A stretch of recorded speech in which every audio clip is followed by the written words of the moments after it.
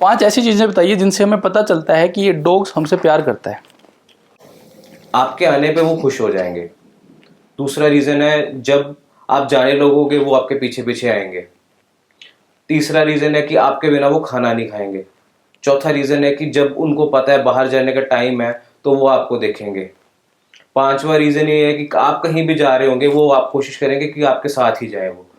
उसके अलावा आपको प्यार करेंगे, लिक करेंगे, हग करेंगे, आपकी टांग पकड़ेंगे। ये भी बहुत साइंस होते हैं जिससे हमें क्लियर हो जाता है कि डॉग हमें प्यार करते हैं।